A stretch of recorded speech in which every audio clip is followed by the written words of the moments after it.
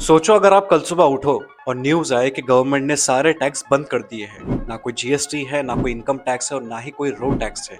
तो क्या आप रातों रात अमीर हो जाओगे या आपका देश अगले 24 घंटे में बैंकरप्ट हो जाएगा? इंडिया में हम सबको लगता है कि हम 6 लाख रुपए कमाते हैं और पूरे 6 लाख रुपए हमारे पास ही होते हैं।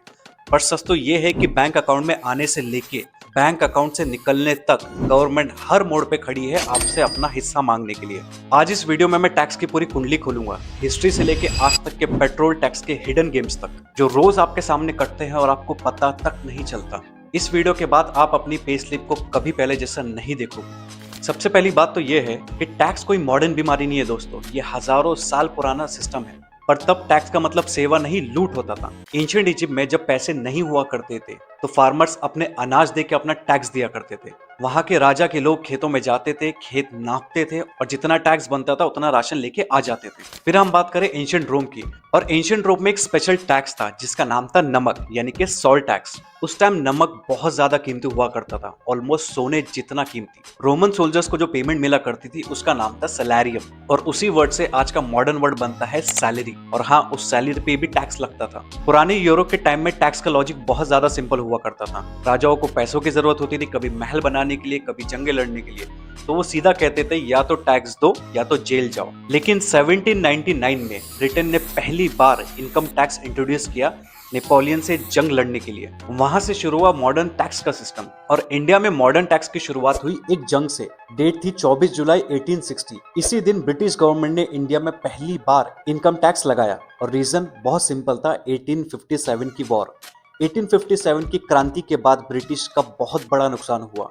वॉर की वजह से उनका पूरा बजट बिगड़ गया, डेफिसिट इतना बढ़ गया कि उन्हें पैसों की बहुत ज्यादा जरूरत पड़ने लगी। उसके बाद उन्होंने इंडिया में टैक्स बढ़ाना शुरू किया, और तब एंट्री हुई सर जेम्स विलियम की, जो ब्रिटिश इंडिया के पहले फाइनेंस मिनिस्टर बने। इन्होंने ही पहली बार इनकम टैक्स इंप्लीमेंट किया, इसलिए हम हर साल 24 जुलाई को इनकम टैक्स डे सेलिब्रेट करते हैं। ब्रिटिशर्स ने यह टैक्स सिर्फ 5 साल के लिए लगाया था ताकि वो अपना डेफिसिट क्लियर कर सके, बट ये टैक्स आज तक गया ही नहीं। फिर इंडिया में मॉडर्न टैक्स का सिस्टम आया, देश आजाद हुआ। आजादी के बाद में एक प्रॉपर टैक्स लॉ बनाया गया, द इनकम टैक्स एक्ट 1961। ये लॉ ऑफिशियली 1 अप्रैल 1962 से लागू हुआ, और आज हम जो भी आईटी रिटर्न फिल करते हैं वो इसी कानून के रूल्स के हिसाब से भरते हैं।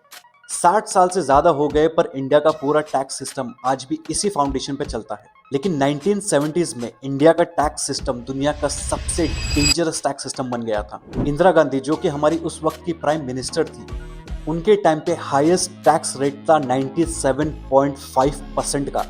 मतलब अगर आप 100 रुपए एक्स्ट्रा कमाते हो तो 97.50 सरकार लेके जाएगी, और आपके पास सिर्फ बचेंगे 2.5 रुपए। और इसी वजह से एक नया कल्चर पैदा हुआ, ब्लैक मनी, टैक्स चोरी और कैश इकोनॉमिक का कल्चर। लोग बोलने लगे इतना टैक्स देने से अच्छा है हम इनकम ही छुपा लेते हैं। लेकिन इस हाई टैक्स का मकसद सिर्फ इतना था कि अमीरों से लो, देश को दो ताकि देश तरक्की करे।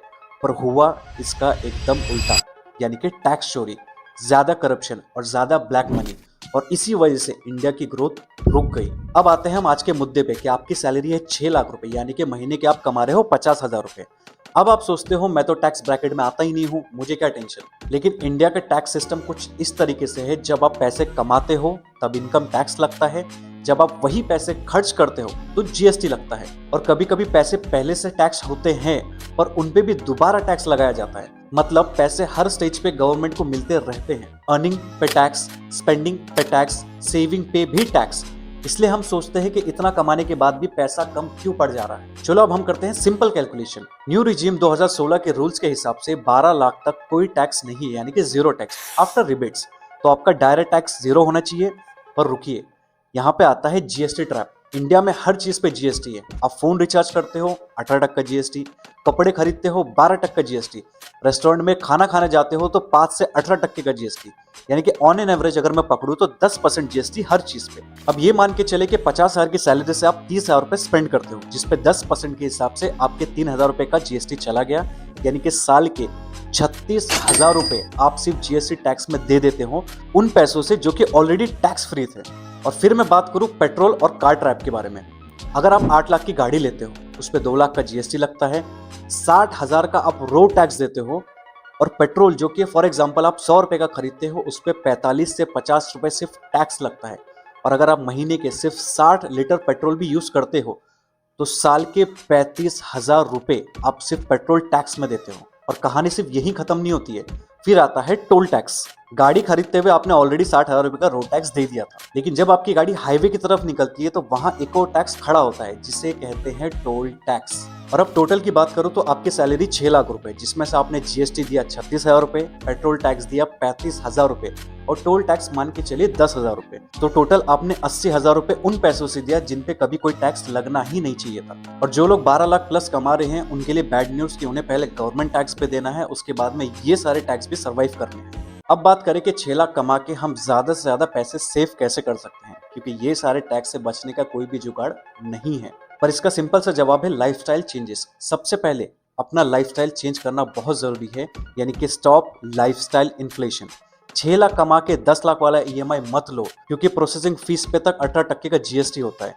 दूसरा, टैक्स प्लानिंग 2026 न्यू रूल्स के हिसाब से, यानी कि इनकम टैक्स एक्ट 2025 को समझो। उसमें एक स्टैंडर्ड डिडक्शन है 75,000 का, इसका पूरा फायदा उठाओ। तीसरा और सबसे इंपॉर्टेंट, इन्वेस्ट इन एसेट्स। गाड़ी एक लायबिलिटी होती है क्योंकि उस पर खर्चे होते ही रहते हैं, इसलिए पैसे ऐसी जगह लगाओ जहां आपको वापस अच्छा खासा रिटर्न मिले, जैसे कि पीपीएफ, ईएलएसएस और सुकन्या समृद्धि। ये ऐसा इन्वेस्टमेंट है जहां पे आपको एक अच्छा रिटर्न मिलता है और वो रिटर्न भी टैक्स फ्री होता है। देखो, टैक्स देना गलत बात नहीं है, गलत बात तब लगती है जब एक मिडिल क्लास अपना पूरा खून पसीना एक कर देता है और टैक्स देता है, और बदले में उसे क्या मिलता है? बदले में उसे मिलती है टूटी सड़कें, वही सिस्टम और वही प्रॉब्लम्स। लेकिन अगली बार जब आप अपनी पे स्लिप देखो तो एक बात याद रखना, आप सिर्फ टैक्स पेयर नहीं हो, आप इस देश के साइलेंट हीरोज हो, देश के असली बैकबोन हो।